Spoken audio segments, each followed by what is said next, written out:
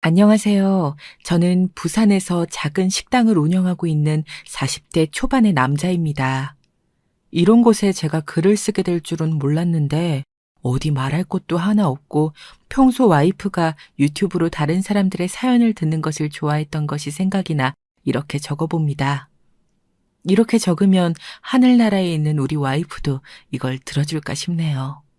사별한 지는 이제 1년 정도 되어 갑니다. 일부러 더 정신없이 살다 보니 시간이 가긴 가네요. 재혼은 생각해 본 적도 없고 앞으로도 아들을 키우며 혼자 쭉 살 생각입니다. 와이프를 그리워하면서요. 와이프 없이 저 혼자 행복하게 살 자신이 없거든요. 와이프와 아들과 함께 좋은 집에서 안정적으로 살고 싶었을 뿐인데 왜 이렇게 되었는지 아직도 제 자신이 원망스럽고 그놈의 집이 뭐라고 집을 사는데 집착했었는지 아직도 후회만 남네요. 내 집 마련 같은 건 평생 못해도 좋으니 와이프가 살아 돌아올 수 있으면 좋겠습니다. 저는 가난한 집에서 자랐습니다.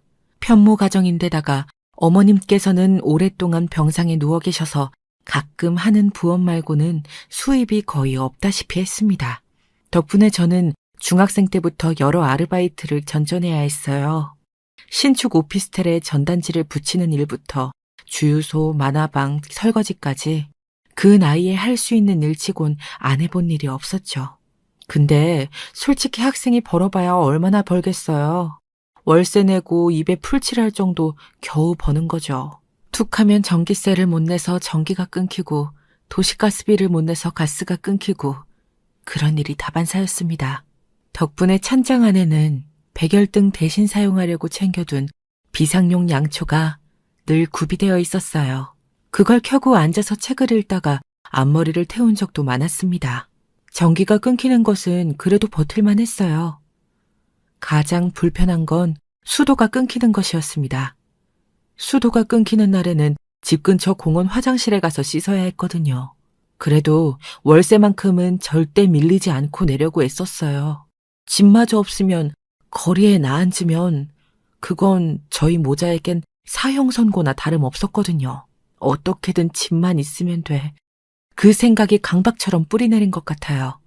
학교가 끝나면 편의점으로 달려가서 편의점 알바를 늦게까지 하고 편의점 알바가 끝나면 만화책방으로 가서 자정이 넘은 시간까지 일을 하는 생활이 이어졌습니다. 그렇게 악착같이 사는데도 어머니의 병원비만큼은 도무지 벌리질 않더군요. 지금에 와서 돌이켜 생각해보면 제때 맞춰서 치료를 받았으면 금방 쾌차하셨을 것 같기도 합니다. 그게 큰 후회로 남아요. 지지부진 낫지도 악화되지도 않는 병을 달고 누워서만 생활하는 것이 얼마나 고통스러우셨을까요? 그때는 그래도 어머니와 함께 몸일일 수 있는 월세방이 그렇게 감사하고 또 감사했습니다. 엄마는 아무 걱정 마. 내가 열심히 공부하고 또 열심히 벌어서 우리 집안 가장 노릇 잘할게. 얼른 돈 벌어서 우리 걱정 없이 살 집도 사고. 내겐 너무 미안하구나. 왜 그런 말을 해, 엄마? 나 괜찮아요. 그런 생각 말고 얼른 쾌차하시기나 하세요. 그래, 그러자꾸나. 고맙다. 고마워. 와이프도 저 못지않게 가난한 집에서 자랐어요. 가난해서 겪을 수 있는 온갖 서름들 다 겪고 자랐죠. 얄궂게도 그쪽은 편부 가정이었어요. 둘 다 고등학교도 겨우 나왔고 어린 나이부터 각자의 가정에서 기둥 노릇을 했죠. 동병상련이었을까요? 저보다도 어리고 조그마한 와이프가 그 고사리 같은 손으로 악착같이 사는 모습을 보니 안쓰럽기도 하고 챙겨주고 싶기도 하고 계속 눈길이 가더군요. 저희는 그렇게 같은 공장에서 일을 하다가 눈이 맞았고 얼마 안가 살림을 합치게 되었습니다. 일단 함께 살다가 돈을 좀 모아서 멋들어진 결혼식을 올리자는 계획이었죠. 양쪽 집안의 형편이 넉넉하지 않다 보니 번듯한 곳에서 신혼살림을 꾸릴 수는 없었습니다. 겨우 단칸방만 면한 수준이었죠. 게다가 월세고요. 그래도 행복했습니다. 우리는 그 작은 신혼집을 꾸미는 일에 열중했어요. 태어나서 처음으로 느껴보는 안정감과 행복. 정말 세상을 다 가진 것 같았죠.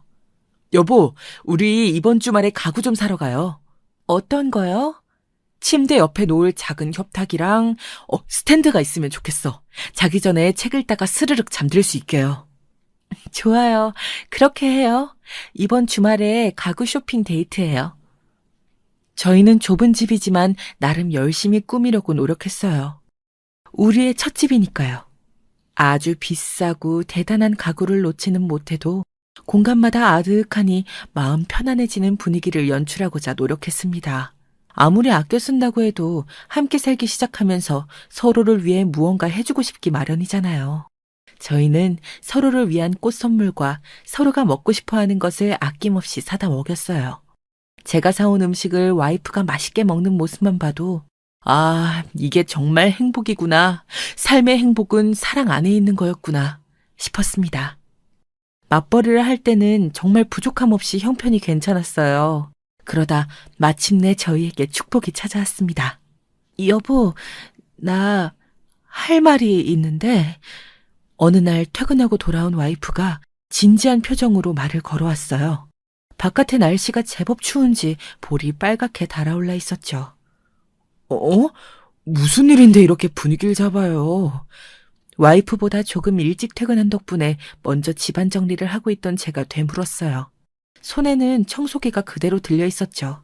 내가 몇 주 전부터 소화도 안 되고 허리도 뻐근한 게 컨디션이 영 안 좋다고 했잖아요. 그랬죠.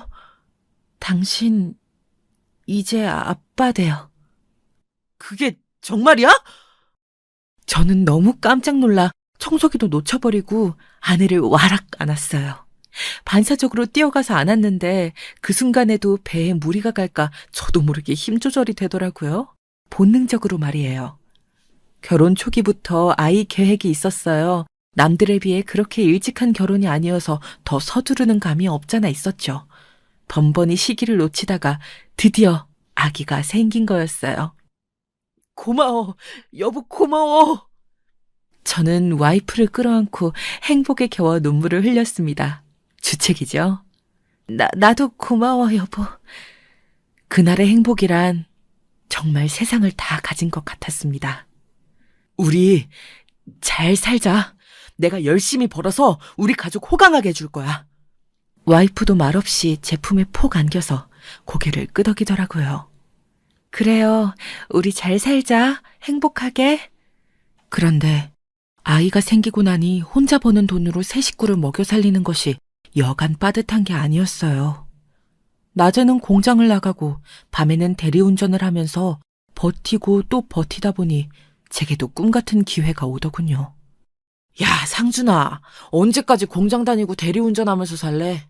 먹고 살기야 하겠지만 가정에 충실해야 하지 않겠냐? 지금 한참 쑥쑥 자랄 때인데 그 시절 놓치면 후회한다 너. 그러지 말고 내가 아는 식당 있지?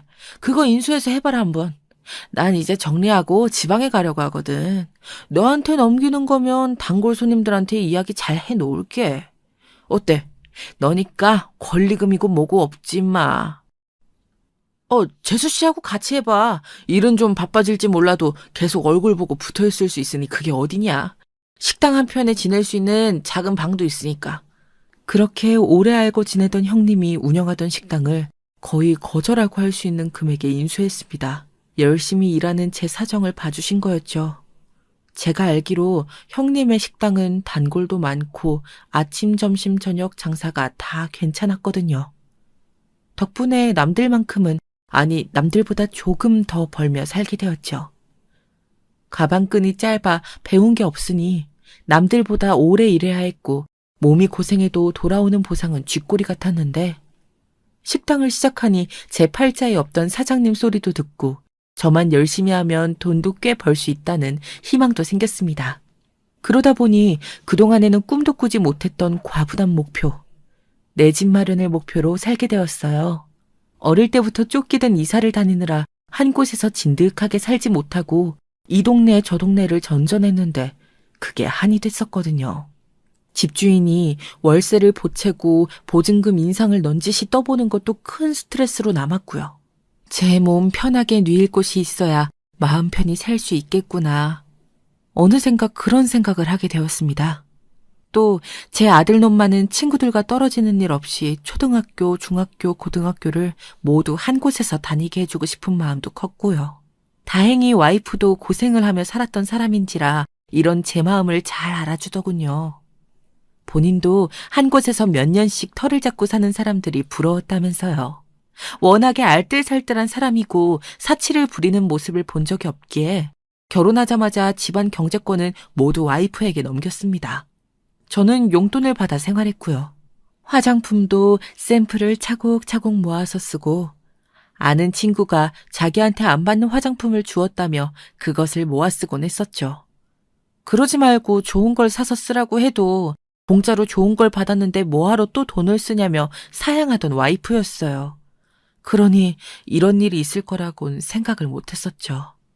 와이프는 요리 실력이 꽤 준수했지만 저는 음식하는 것을 즐기는 사람도 아니었고 식당에서 일을 해본 경험도 딱히 없어서 처음 식당을 인수받았을 때는 정말 모든 것이 쉽지가 않았습니다.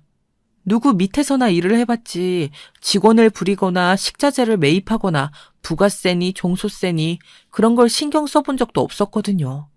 그래도 이것만이 살 길이다라는 생각으로 온 힘을 쏟았습니다. 든든한 와이프가 곁에서 묵묵히 함께 고생해 주었죠. 일이 바쁘다가도 쬐끄만 아들 녀석이 한 손 거들겠다며 테이블을 닦고 하는 모습을 보면서 힘을 낼 수 있었습니다. 어이, 사장님, 여기. 우리가 주문한 부대찌개 혹시 주문 안 들어간 거 아니지? 아이고, 죄송합니다. 바로 확인해 보겠습니다.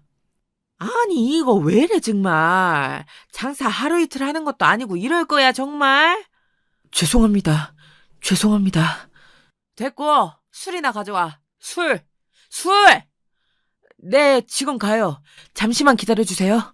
내 가게를 운영한다는 게 메리트만큼이나 힘든 점도 분명히 존재하더군요. 특히 저희를 힘들게 했던 점은 진상 손님 상대였습니다. 와이프나 저나 그 나이 먹도록 한 번도 서비스직에서 일해본 경험이 없었기 때문에 더 힘들었던 것 같네요. 특히 형님의 단골이었던 분들이 난처하게 할 때면 정말 눈앞이 캄캄하고 어찌해야 할지 발만 동동 구르고 그랬네요. 지금 생각하면 우습지만요. 부끄럽게도 진상 손님에 먼저 맞선 건 제가 아니라 와이프였어요. 그 작은 두 손바닥을 꽉 쥐고 저기요 아저씨 그렇게 소란 피울 거면 나가세요. 안 팔아! 하는 모습이 어찌나 당차던지 단골이 많은 식당 특성상 찌개를 안주 삼아 시켜놓고 세워라 내어라 하시는 분들이 아주 많았습니다. 술이 들어갈수록 말을 툭툭 내뱉게 되고 슬슬 선을 넘는 사람도 있고 그런 법이잖아요. 와이프는 그런 사람들에게 칼같이 대했어요. 저는 소문이라도 나서 그나마 있던 단골이 다 떠나면 어쩌나 마음 졸였거든요. 어리석었죠. 부끄럽고요.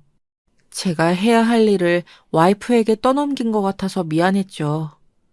그래서 어느 날부턴가 저는 변하기로 마음먹었습니다. 취객들이 조금이라도 큰 소리를 내면 단골이든 아니든 먼저 다가가서 주의를 주기 시작한 거예요. 솔직히 말하자면 제가 한 소리 한 이후에 발길을 뚝 끄는 손님도 있긴 있습니다. 그렇지만 그런 손님은 없는 게 낫더라고요. 덕분에 와이프도 다른 손님들도 불편할 일 없잖아요. 변한 건 또 있습니다. 바로 요리 실력인데요.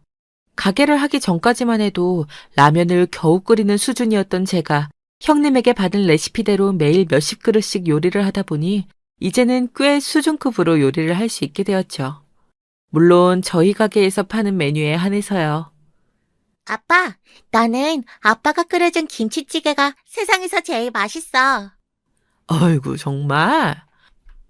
응, 다른 건 엄마가 만들어준 게 더 맛있는데 김치찌개는 아빠가 만들어준 게 제일 맛있어.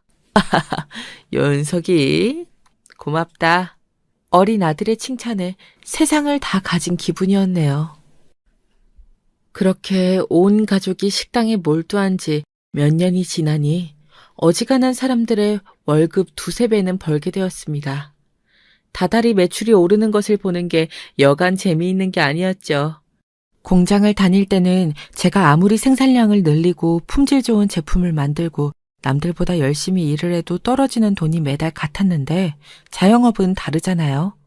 밤낮 없이 일한 대가가 그대로 눈에 보이니 뿌듯했죠. 와이프는 제가 식당 일에만 몰두할 수 있게 물신양면으로 도왔습니다. 처음 해보는 일이라 시행착오도 많이 겪고 어려운 일도 많았거든요. 여보, 당신은 식당 일에만 신경 써요. 집안은 내가 알아서 꾸려. 우리 세 가족의 생계와 행복이 여기 달려있는 거 알죠? 정민이 아빠, 믿어요? 화이팅! 고마워, 여보. 나 우리 가족을 위해 열심히 할게. 생각해보면 함께 식당을 꾸려나가면서도 육아니 집안일이니 그런 것까지 도맡아서 다 해주었네요. 그럴수록 와이프가 어련히 알아서 잘하겠지 하면서 집안일에는 관여하지 않게 되었습니다. 그만큼 와이프를 믿었고요. 매일 가져다주는 액수가 늘어도 와이프는 한결같이 마트 할인 전단지를 보며 할인하는 품목을 사오고 그 흔한 가방 같은 거에도 욕심을 내는 법이 없었어요. 이렇게 알뜰살뜰하고 근검절약이 몸에 배어있는 사람이 어디 또 있을까요? 저희는 정말 말 그대로 허리띠를 졸라맸어요. 물론 아들에게 들어가는 건 빼고요. 와이프가 옆에서 열심히 절약하는 모습을 보여주니 저도 절로 그렇게 되더라고요. 한 번은 이런 일도 있었어요. 이게 무슨 냄새지? 어디서 탄내 안 나요? 여보, 옷! 옷! 탄내가 나서 돌아보니 의자 뒤에 걸어둔 패딩이 난로에 조금 녹았더라고요. 신혼 초에 커플로 맞춰 산 패딩이었는데 와이프는 속상한 얼굴로 패딩을 물끄러미 바라보다가 방에서 테이프를 들고 나왔어요. 그러더니 그 위로 테이프를 쓱쓱 바르는 게 아니겠어요. 새로 사준데도 한사코 손사래를 치던 와이프. 너무 기특하고 고마웠죠. 예뻐 보이고요. 어느 날 문득 이 정도로 아껴 살았으면 이제 어느 정도 돈이 모였을 것 같다는 생각이 들어 와이프에게 물었습니다. 여보, 우리 그동안 얼마나 모았어? 그래도 꽤 모였지? 모으긴 모았지. 내가 어디 허투루 쓸까봐 그래요? 잘 모은다고 모으는데 아직 택도 없네. 요즘 집값이 얼만 줄 알아요? 10년 일해서 번 돈으로 집을 살 수 있었으면 내 집 마련 못한 사람이 어디 있겠어. 게다가 당신 부모님 빚 갚는다고 보태드린 것도 좀 있고 아끼고 아껴도 이것저것 빠져나가는 게 많아요. 어느 정도 모아야 말을 하지. 아직은 무리야. 당연히 아직 집 살 만큼 모으지 못한 건 알지. 그냥 얼마나 모았나 해서 어디 작은 변두리 집 구하기도 힘들까? 대출 끼고 살 정도는 되지 않아? 대출이 어디 개 이름인가요? 우리 처음 살던 월세방 생각해봐요. 지금 전세 대출 이자 나가는 것도 한두 푼이 아닌데 집 산다고 대출 더 받으면 그 이자는 어떻게 감당해? 터무니없는 소리 말고 더 열심히 모을 생각해요, 우리. 나도 당신 힘들지 않게 안 밖으로 열심히 도울게. 그래도 중간중간 괜찮은 매물 있나 보기는 할게요. 그럼 됐지? 와이프 성격에 그렇게까지 말할 사람이 아닌데 그날따라 조금 이상하다고 생각을 하긴 했습니다.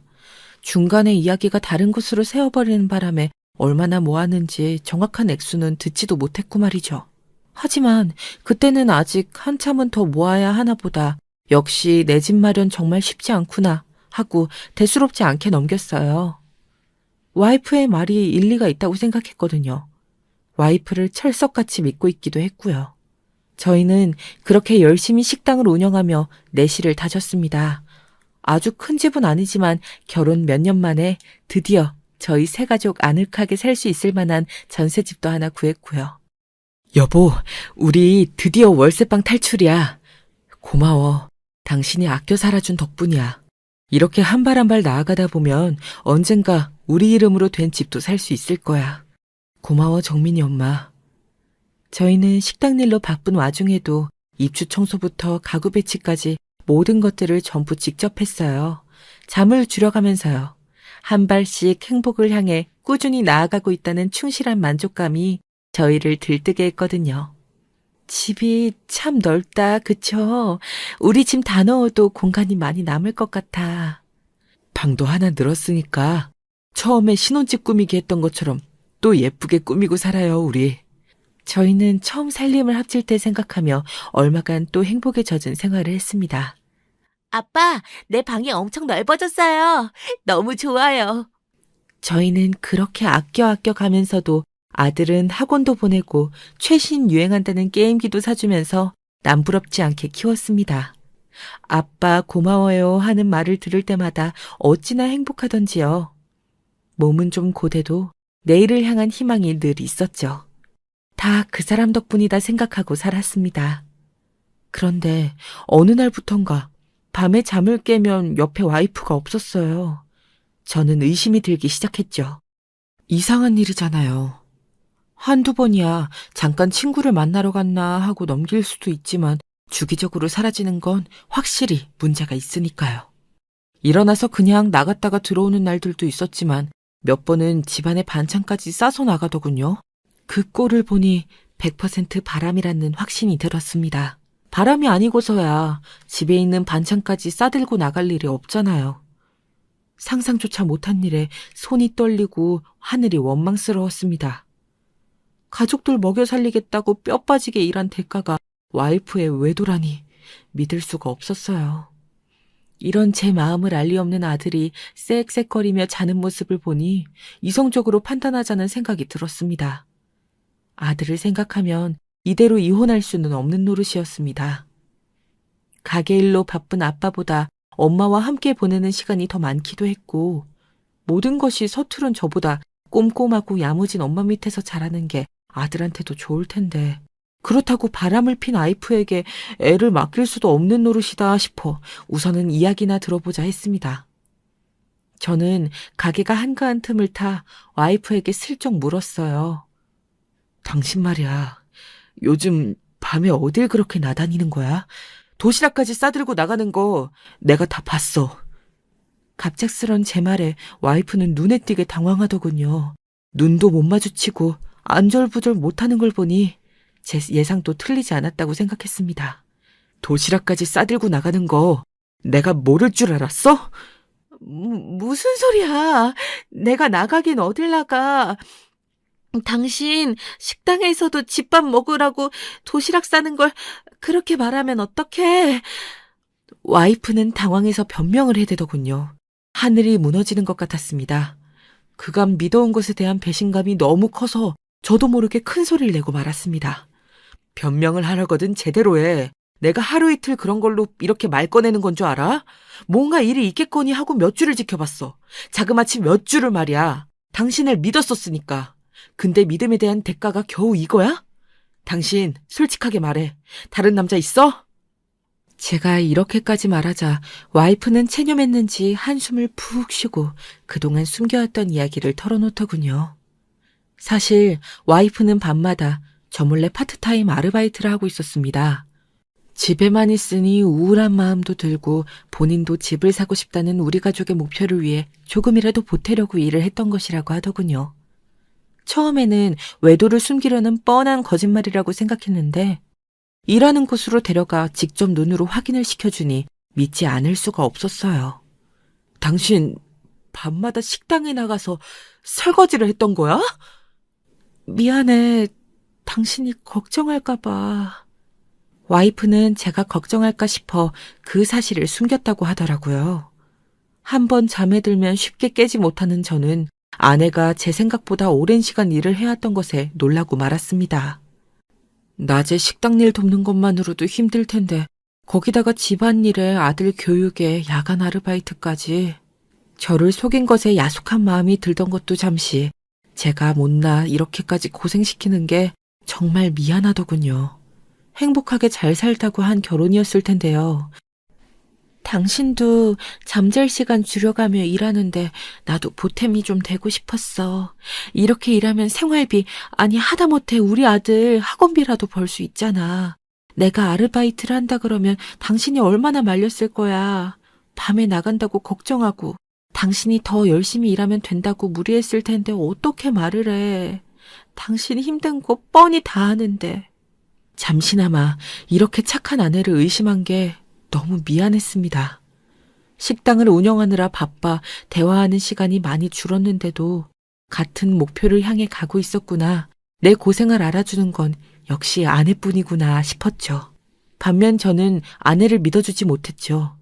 처음 만난 공장에서 자그마한 손으로 꼼지락꼼지락 일을 하던 모습이 겹쳐 보이기까지 해 눈물이 다 나더군요. 우리 앞으로도 정말 잘 살자.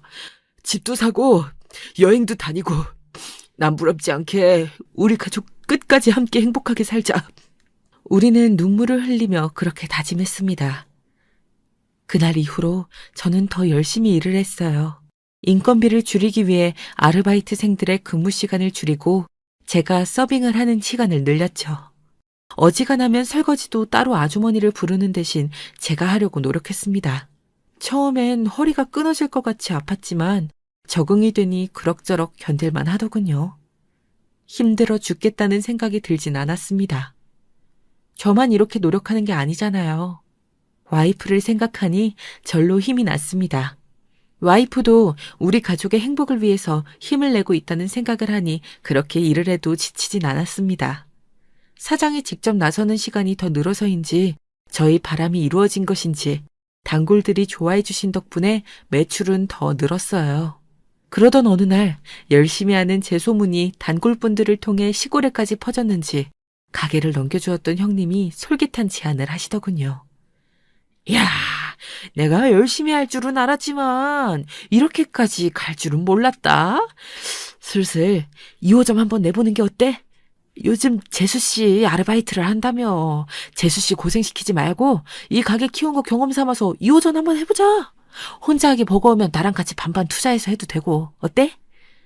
너무 갑작스러운데. 저는 갑작스러운 형님의 제안을 듣고 생각이 많아졌습니다. 솔직히 지금의 생활도 너무 감사하고 과분한데 굳이 새로운 걸 도전할 필요가 있을지 자신이 없었던 거죠. 모험을 하기보다는 지금의 안정적인 삶을 유지하고 싶었달까요? 나 못 믿어? 이 식당을 처음 넘겨줄 때도 너 뭐라고 했어? 식당 경험도 없는데 잘할 수 있을지 모르겠다고 앓는 소리 했어, 안 했어? 근데 봐봐. 지금 부지하게 잘하고 있잖아. 이렇게 작게 해선 고생만 하고 버는 돈 또 고작 거기서 거기야. 지금보다 더 편하게 살고 돈도 더 벌려면 가게를 키워야지. 2호점 열어서 직원들 돌려가면서 하면 이제 너 숨통 좀 트일 거다.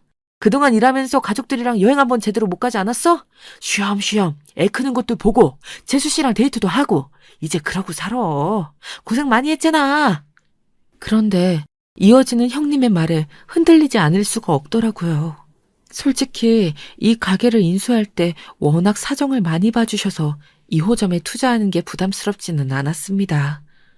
주방에서 설거지를 하고 있는 와이프와 구석자리에 앉아 학습지를 푸는 아들을 가만히 보고 있자니 마음이 많이 기울었습니다. 돈이 전부가 아닌데 가족들과 너무 시간을 못 보냈다는 생각이 마음속에 늘 있었거든요. 번듯한 집을 마련하는 것이 첫 번째 목표였지만 결국 그 집도 가족을 위해서 우리가 행복하게 살기 위해서 마련하는 거잖아요. 2호점을 내고 직원을 뽑아서 가족들과 함께하는 시간을 늘려야겠다는 생각이 들었습니다. 그러기 위해선 그간 모은 돈의 일부를 꺼내야 했죠. 와이프에게 형님과 2호점을 준비하려고 하니 1억만 따로 빼어놔달라 부탁을 했습니다. 권리금과 보증금, 인테리어 비용 등등을 생각하면 몇 억이 깨질 예정이었지만 감사하게도 형님은 이번에도 나머지는 본인이 알아서 마련하겠다고 제 사정을 봐주셨거든요. 여보, 우리 이거 하나 관리하면서도 이렇게 정신없이 일하면서 어떻게 2호점을 열겠다고 그래요. 아니야. 들어봐. 만약에 2호점까지 생기면 그때는 아르바이트생 말고 가게를 맡아서 운영해줄 매니저를 뽑으려고 해. 믿을 만한 사람으로 말이야. 1호점, 2호점의 매니저를 두고 나는 일하는 시간을 좀 줄일 거야. 운영 관리에만 힘쓰려고. 당신이랑 정민이랑 같이 보내는 시간이 너무 없었던 것 같아. 그래도 걱정인데 잘 될지도 모르고. 여보, 걱정 마. 2호점을 열 때 들어가는 잡다한 비용은 형님이 다 해결해 주기로 했어. 우린 1억만 준비하면 돼. 그만한 가게를 오픈하면서 1억이면 아주 남는 장사잖아. 내가 잘해볼게. 잘할 수 있어서 그래. 나 믿어줘. 처음에 아내는 지금 하고 있는 식당을 관리하는 것만 해도 힘들어하면서 무슨 2호점이냐고 무리하지 말라고 하더군요. 그래도 꽉 막힌 사람은 아닌지라 제가 진심을 담아서 형님과 나누었던 대화들과 앞으로의 계획을 전하니 어느 정도 마음이 흔들리는 것 같았습니다. 제대로 자리 잡아서 여유롭게 내 시간도 보내가며 운영하고 싶다. 가족들과 함께 시간을 보내는 게 더 소중한 것 같다. 그렇게까지 이야기하자 와이프도 결국은 승낙을 해주었습니다. 다만 적금으로 돈을 묶어놓았으니 만기가 될 때까지 몇 달만 기다려달라고 했죠. 계약을 하자마자 잔금을 치러야 하는 것은 아니었기에 문제가 될 것이라는 생각은 하지 않았습니다. 형님께도 두어 달만 사정을 봐달라고 부탁드렸더니 알겠다고 하셨고요. 1호점 매출도 이제는 안정적인 데다가 2호점까지 준비하게 되더니 정말 꿈인가 싶었습니다. 달동네를 전전하며 공장에서 일하던 제가 식당 2개를 운영하는 사장님이 되다니요. 출세했다는 생각도 들고 참 열심히도 살았다. 스스로가 기특하더군요. 아무것도 없는 저를 믿고 여기까지 함께해준 아내에게도 고마웠죠. 그렇게 2호점 계약서에 도장을 찍던 날 아내에게 깜짝 파티를 해줄 요량으로 신나게 집을 갔습니다. 선물도 사서 말이죠. 사실 부끄러운 이야기지만 돈을 모아야 한다는 일념으로 살다 보니 요즘은 학생들도 쓴다는 명품 립스틱 하나 사다 준 적이 없었습니다. 그동안 고생 많이 했고 앞으로는 아르바이트 같은 건 하지 않아도 좋으니 그저 평생 옆에만 있어다오. 멋지게 말을 하며 가방을 건네고 조금 늦었지만 이제라도 결혼식을 올리자고 이야기할 계획이었는데 그날 모든 것이 어긋나기 시작했습니다. 화장실에 갔나 했는데 방에서 통화를 하고 있더군요. 누구랑 전화를 하길래 저렇게 집중해서 현관문 비밀번호 누르는 소리도 못 듣나 생각하며 방으로 가는데 통화 내용이 심상치 않았습니다. 사장님, 이번에 한 번만 도와주세요. 급한 일이 있어서 그래요. 몇 달 뒤면 돈 들어올 일이 있으니까 그때 갚을게요. 저 아시잖아요. 제가 공장에서 일할 때도 이렇게 성실한 사람은 못 봤다면서 저 얼마나 예뻐하셨었어요. 와이프는 저희가 처음 만났던 공장의 사장님에게 돈을 빌리고 있었습니다. 와이프가 큰 돈이 필요할 일이 없는데, 아니 애초에 돈이 필요했다면 왜 저에게 이런 방구도 하지 않은 걸까요? 왜 남에게 돈을 빌리고 있는 건지 도무지 이해를 할 수가 없었습니다. 하지만 저번처럼 아내를 의심해 속상하게 할 수는 없었죠. 제가 모르는 사정이 있을 거라고 믿기로 했습니다. 그날 저녁 아내에게는 모른 척을 하고 공장 사장님께 전화를 드렸습니다. 사장님, 잘 지내셨죠? 너무 오랜만에 전화를 드리네요. 아니, 부부가 쌍으로 왜 이래? 자네 식당 잘 된다고 하지 않았어? 사장님은 웃으며 전화를 받으셨지만 그 웃음 속에는 분명히 당황스러운 기색이 녹아 있었습니다. 네, 잘 되고 있습니다. 제가 안 사람한테 제대로 이야기를 듣지 못했는데 낮에 전화 받고 많이 놀라셨죠? 제가 슬쩍 떠보듯이 묻자 사장님이 술술 이야기를 해주더군요. 잘 된다니 다행이네. 그럼 뭐가 그리 급해서 돈을 빌리는 거야. 내가 딱 잘라서 안 된다고 하려고 했는데 그간에 정이 있어서 1,000만 원은 입금했어. 혹시 자네 못 들었나? 눈앞이 캄캄해졌습니다. 1,000만 원이라니. 이게 무슨 날벼락 같은 일인지요? 아, 네, 감사합니다. 제가 조만간 갚겠습니다. 나머지는 어떻게 하려고 그래? 요즘 같은 세상에 누가 남한테 그 큰 돈을 빌려줘. 나나 되니까 1,000만 원이라도 보내준 건지 공장 사람들한테 그렇게 전화를 돌린다고 그 돈이 모이겠어? 은행이 안 되면 제3금융이라도 알아보지 그래. 당황스러웠습니다. 알고 보니 공장 사장님께만 연락을 드렸던 것이 아니었던 거죠. 제가 생각한 것보다 큰일인 것 같았습니다. 한두 푼도 아니고 이게 무슨 일일까요? 더 이상 아내를 믿을 수 없다는 생각이 들어 아내 몰래 알아보기 시작했습니다. 부끄럽지만 아내의 뒷조사를 한 거죠. 저도 그러고 싶지는 않았지만 와이프에게 정확한 사실을 듣기 어려울 것이라는 생각이 들어 따로 알아본 뒤에 대화를 시도해보자 했던 것이었어요. 뒷조사를 통해 알게 된 사실은 그야말로 충격 그 자체였습니다. 아내분이 어떤 남자 명의의 계좌로 매달 300만 원에 달하는 금액을 송금하고 계시더군요. 네? 뭐라고요? 300이요? 남자? 저는 그 말을 듣고 대체 어디에 놀라야 할지 몰라 허둥댔습니다. 아내가 어떤 남자에게 매달 300만 원씩 보내고 있다는 게 이해가 가질 않았죠. 게다가 그 남자는 아내보다 훨씬 나이가 많은 사람이었어요. 아니, 바람을 피더라도 젊은 놈이랑 피지 제가 뭐가 모자라서 그렇게 한참이나 나이 많은 노인에게 월 300만 원이나 보내가며 만났을까? 납득이 가질 않았습니다. 그제야 돈이 얼마나 모였는지 물어볼 때마다 보였던 당혹스러워하던 태도가 이해가 가더군요. 최근 한두 달 이야기가 아니에요. 꽤 오랫동안 꽤 많은 돈이 송금되었습니다. 자세한 내역은 여기 있어요. 한번 보시죠. 저는 더 이상 이성적일 수가 없었습니다. 제가 알고 있는 사람이 제 와이프가 맞는지 혼란스러웠고요. 그래서 그날 저녁 와이프를 데려다 앉혀놓고 단도직입적으로 물었습니다. 김철민이 누구야? 말해. 당신이 그 이름을 어떻게 알아? 일정간 비교할 수 없을 만큼 크게 놀라더군요. 반응을 보니 틀림없다 싶었습니다. 당신 바람 폈어? 언제부터야? 역시 그때부터였던 거야? 당신이 어떻게 나한테 이럴 수 있어? 내가 그동안 뭐 때문에 이렇게 열심히 일했는데 나 혼자 잘 먹고 잘 살려고 일했어? 내가 했던 고생, 당신이 했던 고생 다 보상받게 해주고 싶었던 건 몰라? 적어도 우리 자식만큼은 당당하게 하고 싶은 공부 다 하면서 아무 걱정 없이 살게 해주려고 얼마나 노력했는데 그걸 다 아는 당신이 어떻게 이래? 저는 거의 울부짖으며 말했습니다. 와이프는 어떤 변명도 하지 못하고 닭똥 같은 눈물만 뚝뚝 흘리더군요. 그 침묵이 사실을 인정하는 것처럼 느껴졌습니다. 그 뒤로 저는 술독에 빠진 채 며칠을 흘려보냈습니다.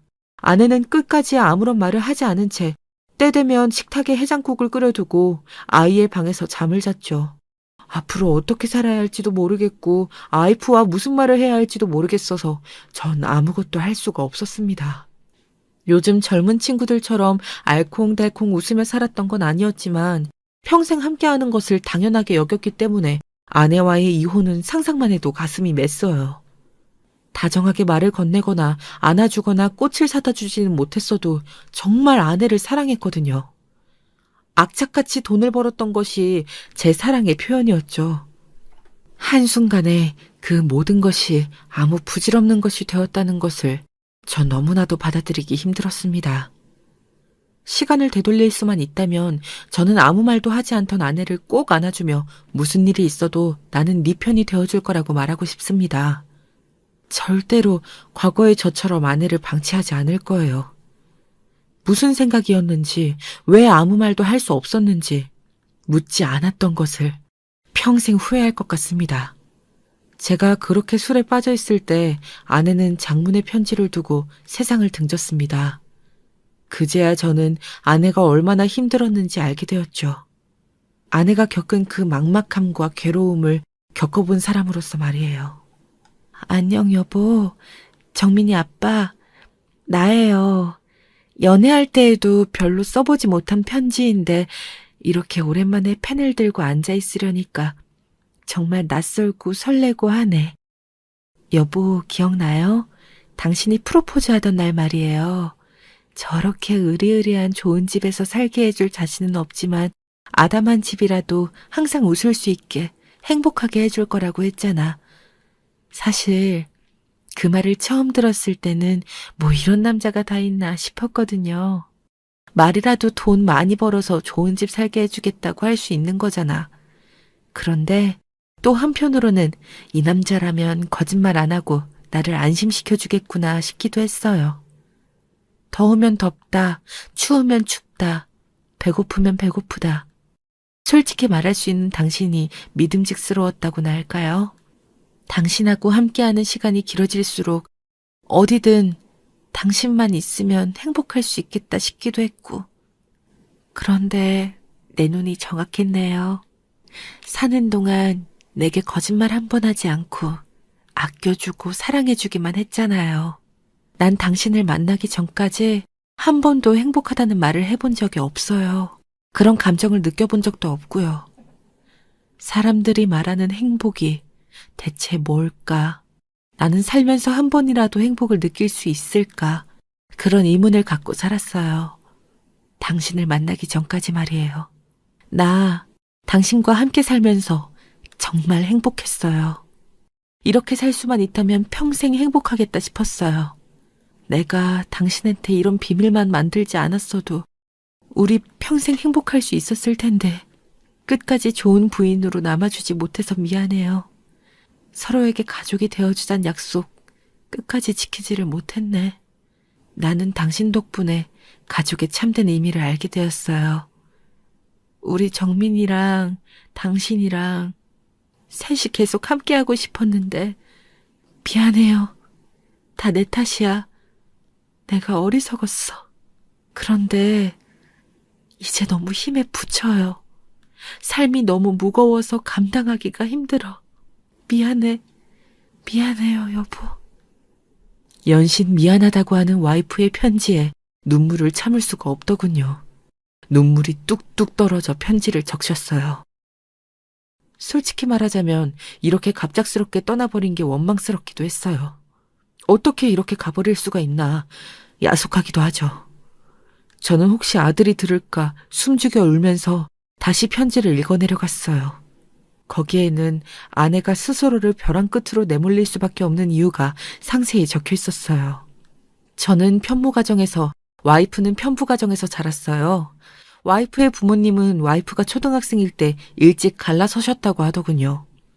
이혼 후 아버지는 직장도 그만두시고 입에 풀칠할 게 도저히 없을 때만 일용직에 근근히 나가셨다고 해요. 저희 집이 그랬던 것처럼 그 집도 전기세를 제때 내지 못해 전기가 끊기거나 가스가 끊기거나 하는 일이 비일비재했다네요. 그러다 보니 조금이라도 더 안정적인 생활을 하기 위해 일찌감치 일을 시작할 수밖에 없었다고 합니다. 저랑 거의 비슷하게 자란 셈이죠.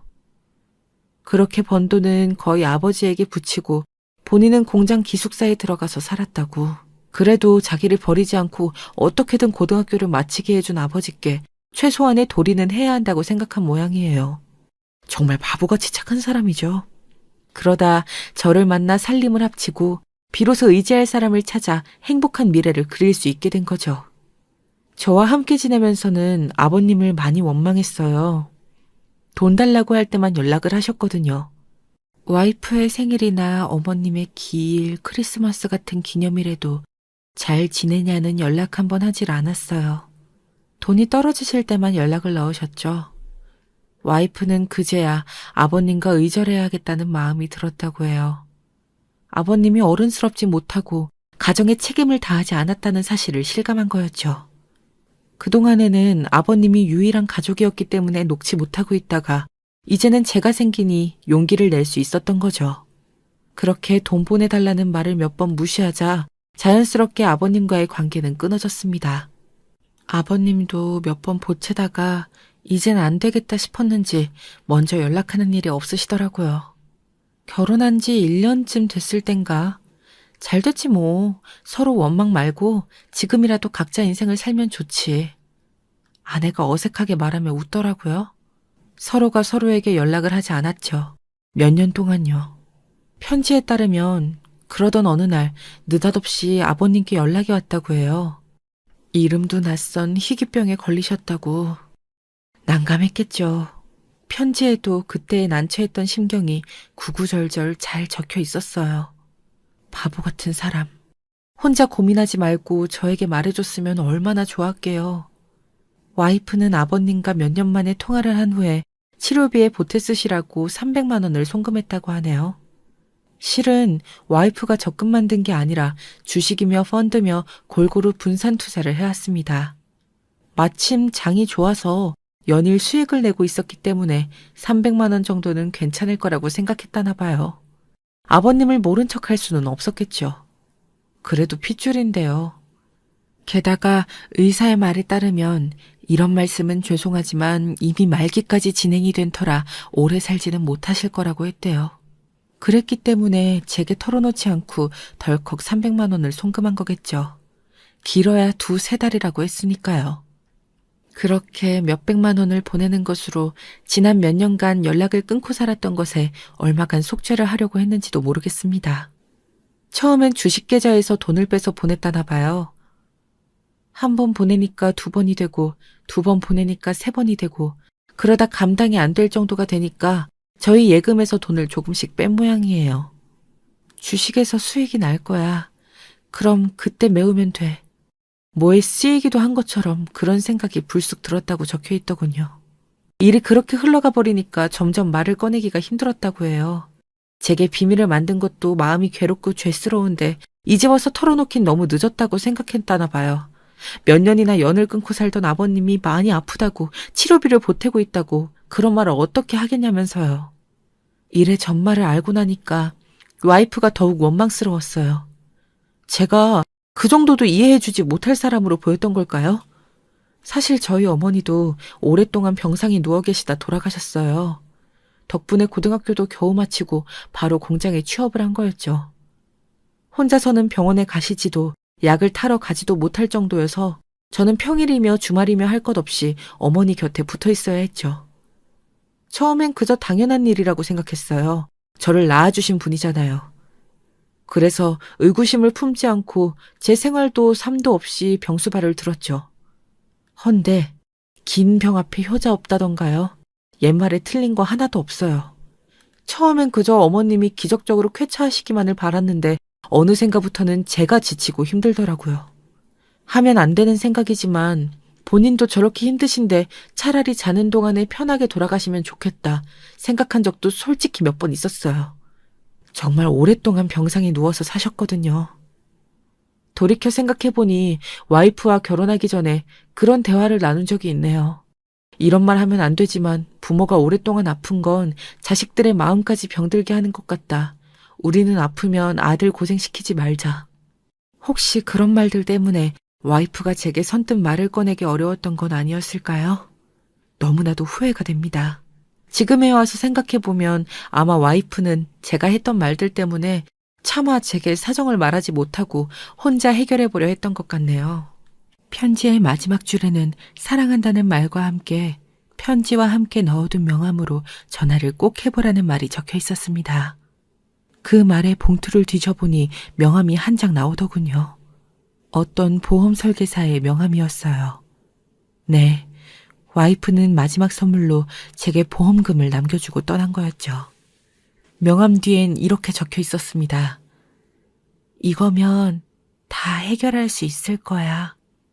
잠시 멈추었던 눈물이 오열로 바뀌고 저는 끝내 아내를 원망할 수밖에 없었습니다. 이깟 돈이 중요한 게 아니잖아요. 돈은 우리가 행복하게 살기 위해 필요한 것이지 돈 때문에 우리가 함께 산 게 아닌데. 와이프도 분명 그 사실을 알 거라고 생각했습니다. 조금만 일찍 말해주었다면, 일이 이렇게 되기 전에 제게 귀띔이라도 해주었다면 어떻게든 같이 해결할 수 있었을 텐데, 이렇게 될 줄 알았으면 진작에 예쁜 드레스라도 입혀줄걸. 이제는 와이프를 위해 아무것도 해줄 수 없는 제가 너무 밉고 와이프도 정말 야속하네요. 할 수만 있다면 와이프에게 어떤 마음이었는지 물어보고 싶습니다.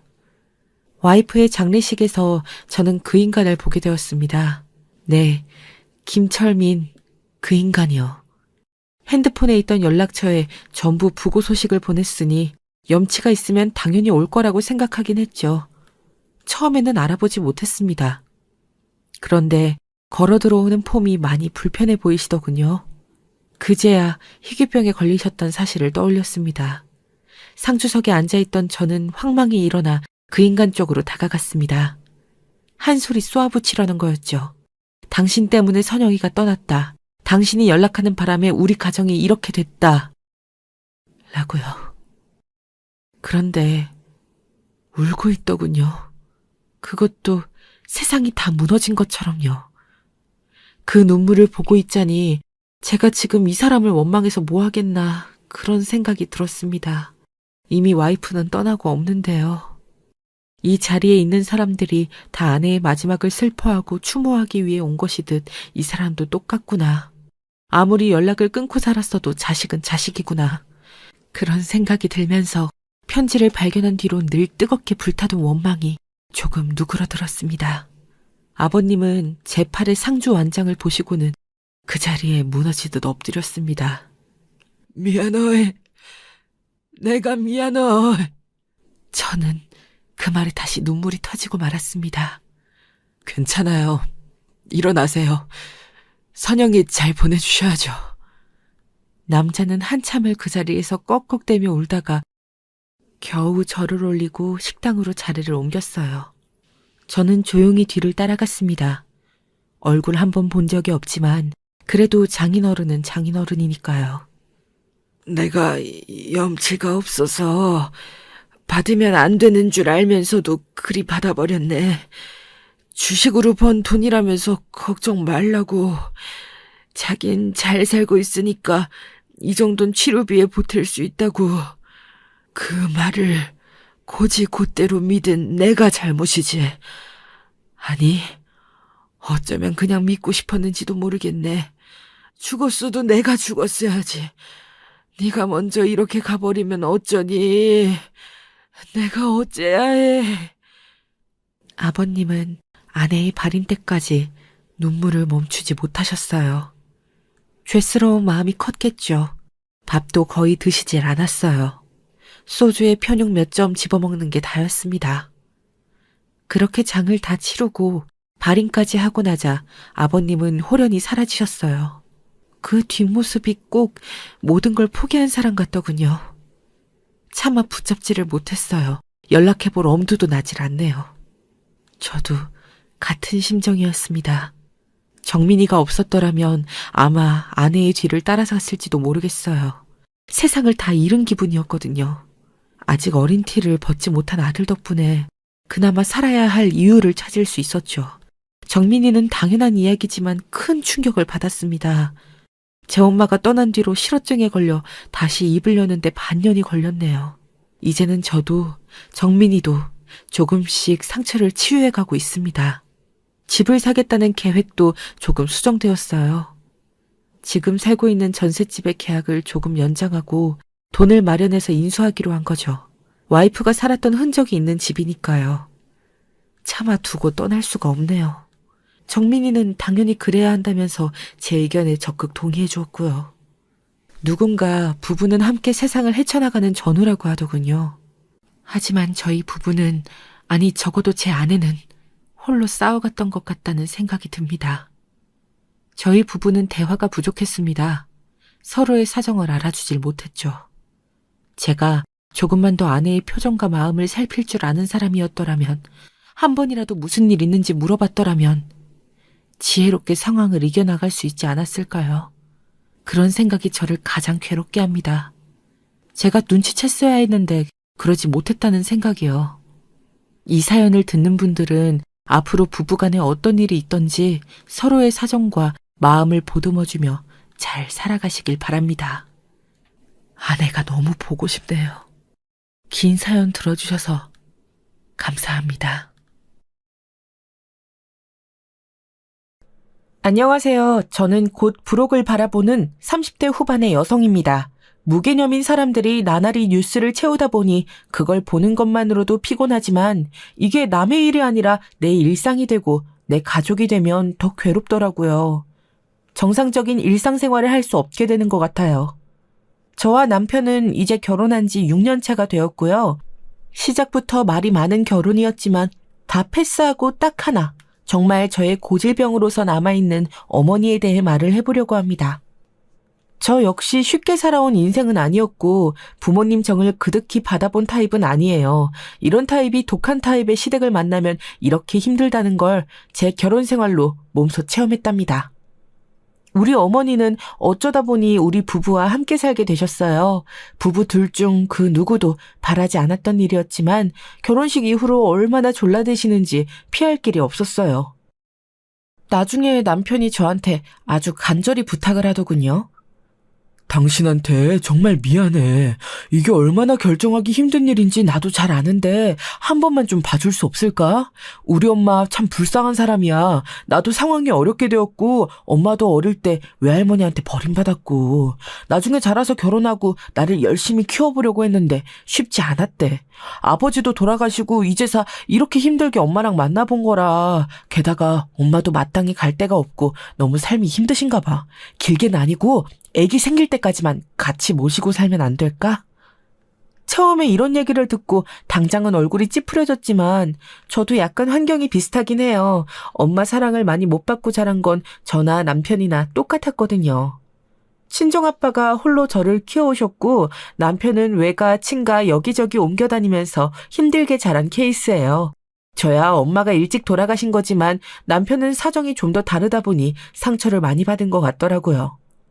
그런데도 저렇게 엄마를 막상 보니 마음 아파하기도 하고 조심스레 부탁을 하더라고요. 헌데 여기에 덧붙여 어머니가 직접 나서서 부탁을 하시더라고요. 이때까지만 해도 저는 우리 어머니가 사연 있고 슬픔이 많은 아주 온순한 분으로 생각하고 있었어요. 현정이 너한테는 조금 면목이 없지만 나도 우리 상우랑 함께 지내본 적이 별로 없어서 이제 좀 잘해주고 싶어.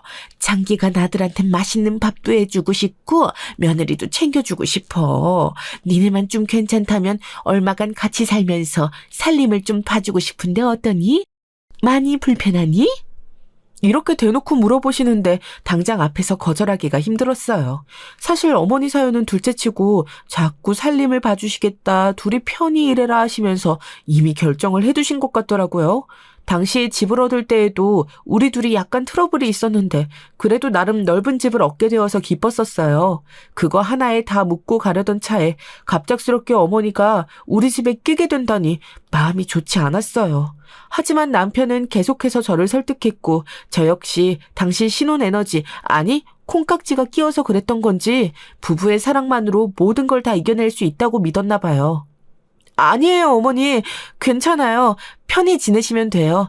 어차피 저랑 상호 씨랑 집 비우는 시간도 많고 아침이랑 저녁 시간대만 잠깐 뵐 수 있으니까요. 걱정 마시고 편히 계세요. 이렇게 말하는 저는 매번 제 투정을 다 받아가며 키워주신 아빠랑만 살아왔어요. 그렇게 여자 어른과 어떻게 살아가고 어른에 대한 예의를 어디까지 지키며 어디서 긴장을 풀어야 하는지 잘 몰랐답니다. 그걸 어머니랑 같이 살면서 아마도 습득하게 될 거고 그게 꼭 다 불편하지만은 않을 거라고 생각했어요. 애써 합리화시키고 좋은 쪽으로 생각하려 애썼던 것이죠. 하지만 저는 너무 순진했던 거예요. 이러나 저러나 팔은 안으로 굽고 좋은 게 있으면 내 자식 먹이고 싶지 남의 자식은 눈에 안 보인다는 걸 말이에요. 어머니는 함께 사는 동안 남편 말 맞다나 혼자 살림에서 살아오신 시간이 길어서 그런지 몰라도 음식은 곧잘 맛있게 잘 해주셨어요. 우리 엄마 식당에서 오래 일했대. 땡땡동에 있는 땡땡 식당인데 거기 지금도 TV에 나와. 엄청난 맛집인데 거기 반찬이랑 다 손수 엄마가 만들었고 그만둘 때에도 사장님이 안 놔주려고 했다나 봐. 우리 엄마 밥 맛있지? 남편이 이렇게 말하는 게 전혀 과장이 아닐 정도로 실제로 맛있기도 했답니다. 그런데 어머니는 꼭 맛있는 것, 몸에 좋은 것, 다소 비싼 식재료가 들어간 것은 꼭 본인 아들 앞에 놔두시더라고요.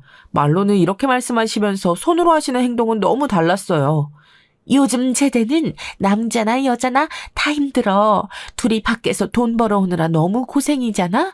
얼른 많이들 먹어. 누가 살림을 하고 누가 집을 사고 그런 게 무의미한 때지 뭐.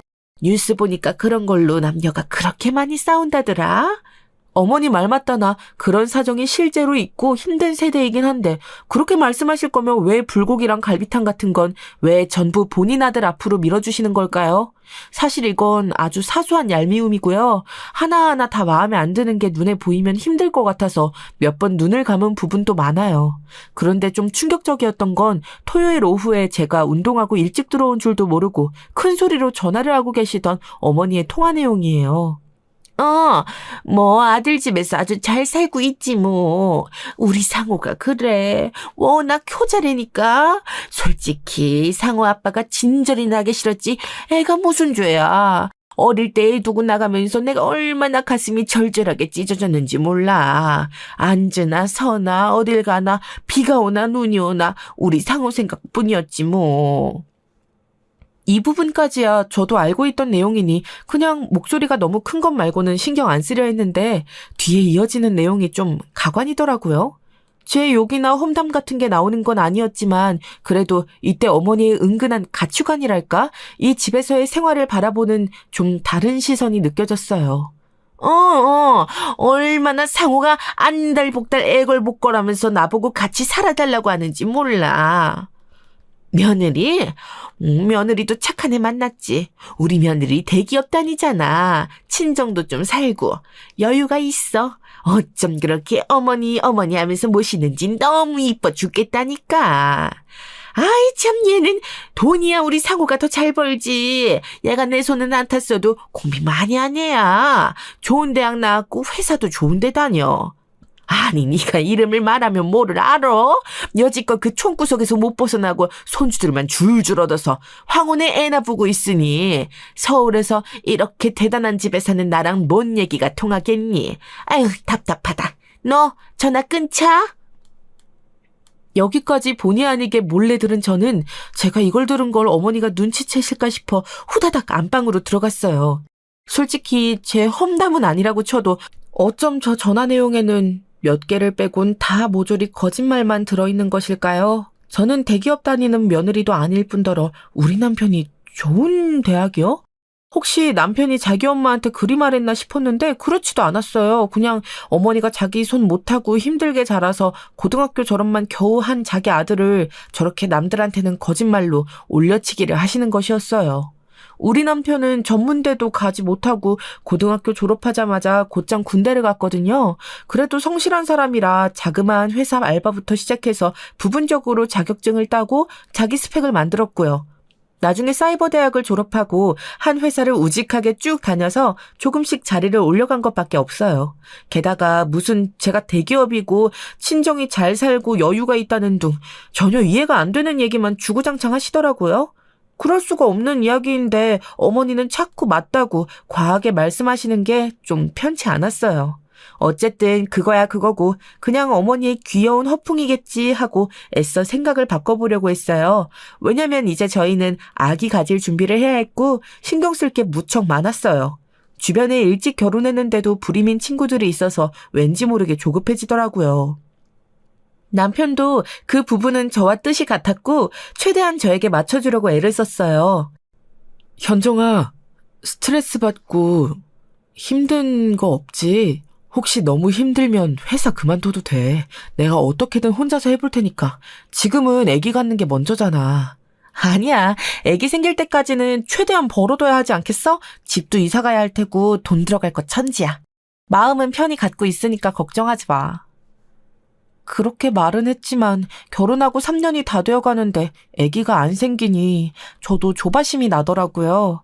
그런데 이 와중에 어머니도 조금씩 약간은 푼수 같으시다고 해야 할까요? 할 말 안 할 말 못 가리고 그냥 말씀을 편하게 하시더라고요.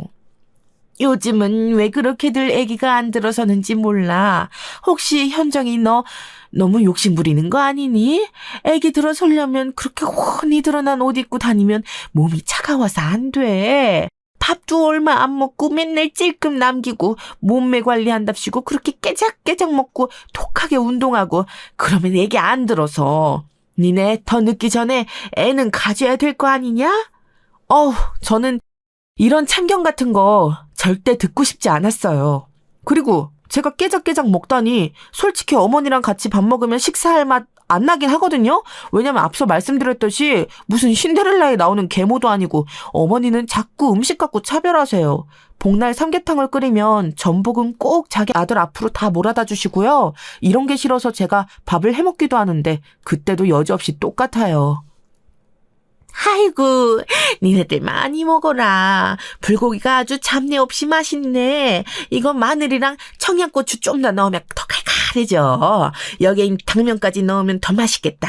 다음에 현정아, 내가 말해준 대로 해봐. 네가 간을 너무 심심하게 하더라고. 이러면서 은근히 음식에 대한 핀잔도 하시고 자기 아들한테도 음식을 몰아주시니 먹을 맛이 나겠나요? 처음에 어머니랑 마주칠 시간도 별로 없고 어머니 말 맞다나 살림이나 밥도 해주시겠대서 오케이 한 거예요. 엄마와 아들의 정을 위해서 같이 사는 건 그들 모자에게 해당되는 일이지 저랑은 상관이 없잖아요. 이것도 남편이 아기 갖기 전까지만이라고 선을 그어 두었는데 상황이 좀 예상 밖으로 흘러가더라고요. 시간이 좀 더 지나 저는 임신을 했고 다 같이 무척 기뻐했어요. 그런데 남편이 약간 우물쭈물하면서 이렇게 말하는 거예요. 현정아, 미안한데 엄마가 우리 애기 생긴 거 알고 너무 좋아하신다. 내가 말을 해보려고 했는데 엄마는 너 애기 낳고 낳아서 돌보는 것도 나중에 손 많이 필요할 거라면서 꼭 다 해주려고 하셔. 그런 와중에 엄마 보고 애기 태어나면 따로 나가 사시라고 말하기가 좀 그래서 어떡하지? 저는 이때부터 좀 짜증이 나는 거예요. 안 그래도 임신을 알고 좋아하시기에 앞서 입덧이 먼저 찾아와서 몸이 무척 불편했어요. 남편의 땀 냄새라든지 어머니가 잠깐 여시는 냉장고 냄새까지 짜증나는 판국에 어머니랑 함께 사는 날이 더 길어진다니요? 그 와중에 어머니는 직접 저에게 말은 안 하시고 꼭 저렇게 아들을 시켜서 은근슬쩍 같이 사는 기간을 늘리시는 게 마음에 안 들었어요. 이때만 해도 저는 엄청나게 큰 불만은 없었거나 아니면 살만했었나 봐요. 그럭저럭 받아들였으니까요. 하지만 시간이 갈수록 우리 아들이 태어나고 난 뒤 어머니의 이상한 자부심은 점점 커져가더군요. 아예 우리 집 일원이 되어 가족의 한 구성으로 자신을 받아들이신 것 같았어요. 제가 원한 그림은 이게 아니었는데 말이에요. 저기 어머니, 오늘 저랑 상호 씨랑 하늘이랑 나가서 100일 사진 찍고 올게요. 애기 분유 한 번 더 먹이고 챙겨서 나가면 될 것 같아요. 이 말을 들은 어머니는 갑자기 표정이 묘하게 변하시더니 기분이 상당히 나쁜 듯 입이 비뚤어지신 거예요. 예, 니네들끼리만 나가서 사진을 찍는다고? 어른한테 그런 거 먼저 물어봐야지. 같이 안 찍으시겠냐고 먼저 물어보는 게 예의 아니니? 현정이 너는 네 엄마한테 그런 것도 못 배웠어? 갑자기 무척 날선투로 공격을 하시길래 순간 너무 깜짝 놀랐어요. 대뜸 저희 엄마를 들먹거리시다뇨? 그리고 저런 비난 어투는 어머니 같은 분이 해서는 안 되는 거 아닌가요? 우리 엄마야 일찍 돌아가셨지만 본인은 생태 같은 자식을 두고 나가버리셨으면서 어떻게 저리 말을 해요? 제가 아들을 낳아보니 더더욱 어머니를 이해할 수 없었어요. 그런 어머니에게 황당한 저를 보고 남편은 급히 수습을 했어요. 현정아, 엄마가 서운했나 봐. 같이 가고 싶었나 봐, 엄마도 하늘이 이뻐하니까, 네가 좀 이해해줘. 그렇게 급 마무리를 하고 우리 셋은 그날 오후 사진을 찍으러 나갔는데 어머니는 이상하게 삐지셔서는 말을 한마디도 안 걸으시더라고요. 이전에도 은근슬쩍 제 신경을 건드리는 말씀을 하셨지만 어머니는 이후로 아예 대놓고 저한테 차갑게 굴어대시는 거예요. 너무 머리 아파서 그냥 넘기려는데 하늘이가 200일 되었을 무렵 갑자기 이런 제안을 하시더라고요. 누가 시킨 것도 아닌데 왜 저한테 이런 청구서를 보내시는 걸까요?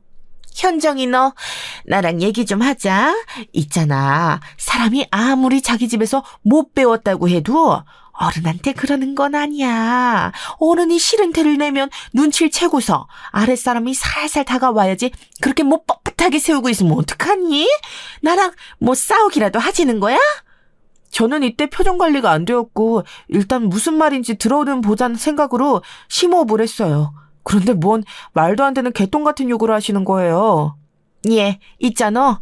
내가 그래도 하늘이 좀 봐주고 했잖아. 다른 집은 절대 시어머니랑 친정엄마한테 그냥 애를 안 맡겨. 노인네가 다 늙어서 애 업고 일어나고 챙겨 먹이고 놀아주는 거 얼마나 고문인지 아니? 내 친구 정숙이도 손주들 둘 봐주고 한 달에 300씩 받는데더라. 니네가 그 정도는 못 줘도 못해도 200 정도는 줘야 하는 거 아니니? 이야, 이거 당장 그냥 애 어린이집 보내고 다음날부터 나가시라고 말씀드리고 싶은데 목구멍까지 올라오는 말을 참고 들어봤어요. 그리고 말이야, 현정이 너도 너무 고깝게 살지 마라. 나 상호 키우고 혼자 살아오면서 볼장 다 본 사람이야. 힘들게 살았다고 그래서 내가 지금 여유가 없는 거지 뭐 줏대도 없고 뭣도 없어서 니들 집에 있는 거 아니야. 그리고 말은 똑바로 해야지. 니들 결혼하고부터 내가 살림해주고 밥 차려주고 한 거 다 돈으로 따져보면 그냥 넘길 일은 아니다 너. 네가 진즉에 이렇게 말했어야 돼. 어머니 번듯한 집은 아니라도 20평대 집 하나 얻어드릴게요. 거기서 편히 사세요. 아휴, 이런 말을 꼭 찔러야지만 입으로 뱉을 거니? 전 여기까지 듣고 당장 대꾸할 말이 생각 안 나더라고요. 진짜 말 그대로 하고 입을 벌리고 있는 입모양을 하고 듣고 있었어요. 아니 무슨 집이 장난도 아니고 어른 셋에 애기 하나 키우는 집도 25평이 안 되는데 무슨 어머니 혼자 살 집을 비슷하게 얻어다 드려요. 이거 완전 도둑 심보네 싶어서 말이 안 나오더라고요. 일단 이런 지하에 거절했습니다. 어머니, 저희 그렇게는 못 드려요. 그럴 돈도 없고. 지금 살고 있는 집도 빚 갚기 힘들어서 호덕이고 있어요. 저 당장 내년부터 일해야 한다고요. 월에 200씩이요? 그렇게는 힘들겠는데요. 어머니 힘드시면 저희 집에 계신 동안에 일자리 구하셔서 월급 받으시는 게 낫지 않을까요? 어차피 저 휴직 끝나면 하늘이 어린이집 보낼 거고 직장 어린이집이라 제가 등하원 다 시킬 수 있어요. 어머니가 신경 써주실 건 없으세요. 하늘이 걱정 마시고 어머니 일 알아보시면 될 것 같은데요. 그런데 어머니는 이 말에 아주 노발대발하면서 여지껏 보지 못했던 아주 괴랄스러운 성질을 부리시는 거예요. 암만 생각해도 이 태도는 저 말에 제가 찔끔 눈물 흘려가며 당연히 돈을 줄 거라고 생각했기에 그런 것 같아요. 안 된다고 딱 잘라 거절할 때부터 이마가 무슨 종이짝 구겨지듯 엉망이 되시더라고요. 뭐야? 아니 진짜 이게 무슨 소리래? 정말. 얘 현정아, 너 그게 말이 되는 얘기라고 생각해? 지금 하늘이가 벌써 시간이 얼마나 지났냐? 내가 니네 결혼해서 애들 낳고 태어날 때까지, 그리고 태어나서도 이 온통 고장난 몸으로 업어가며 봐줬어. 어떻게 말을 그렇게 개념 없이 하냐? 응? 네가 생각해도 지금 네 말 너무 이상하지 않아? 얘기가 그렇게 되면 저도 그냥 넘길 수가 없고 왠지 상황이 더 꼬일 것 같아서 반박을 했어요. 어머니, 저희가 원해서 어머니가 들어와서 사신 건 아니시잖아요. 아들이랑, 그러니까 어머니 아들 상우 씨랑 같이 살고 싶다고 하셨잖아요. 그렇다고 제가 뭐 생신을 안 챙겨드렸나요? 저희 여행 갈 때도 꼬박꼬박 같이 다니셔서 좋은 구경도 하셨고, 한 달 용돈 밖에 나가 쓸 거 필요하다셔서 월 30만 원씩 드렸어요. 누구한테 지원받은 거 하나 없이 우리 부부 둘이서 꾸린 집이고, 여기에 어머니까지 모시고 살며 어머니 숙식 다 해결하셨고 용돈도 별개로 받지 않으셨나요? 하늘이 나와서 조리하는 것도 도우미가 와서 다 해줬고, 어머니께 부탁드린 건 없을 텐데요. 애기 분유며 이유식이며 제가 휴직하면서 다 했지, 솔직히 밤에 애기 재우는 것도 어머니가 하신 일은 아니잖아요. 육아도 거의 제가 다 하고 있는데 무슨 말씀이신지 이해가 안 가요. 그런데 여기서 월 200씩이요? 170만 원을 더 달란 말씀이세요? 지금 돈 버는 사람 이 집에서 상호 씨밖에 없는데 어떻게 그만한 돈을 드려요? 싸움이 점점 커지고 분위기는 험악해져가고 저는 정말 골머리가 아파지기 시작했어요. 안 그래도 복직 문제도 골치 아프고 친정아빠도 건강 상태가 나쁘신 편이라 친정도 왔다 갔다 해야 했어요. 와중에 아기도 감기를 호되게 앓고 회복이 더뎌서 난감한 와중에 웬 쓸데없는 돈 요구를 하고 계시냐고요. 어머니는 더 이상 안 되겠는지 그에 뒤이어서 더 말 같지도 않은 요구를 하셨어요. 여지껏 아들 버려놓고 혼자 살아온 그 20여 년의 인생 동안 대체 뭘 했으면 환갑이 넘은 나이에 혼자 자그마한 원룸 얻을 돈이라도 없는 걸까요? 그걸 왜 버리고 간 아들과 그 부인인 며느리한테 요구를 하시냐고요. 그럼 나 이렇게는 그냥 못 넘어간다? 너무 괘씸해서 안 되겠어.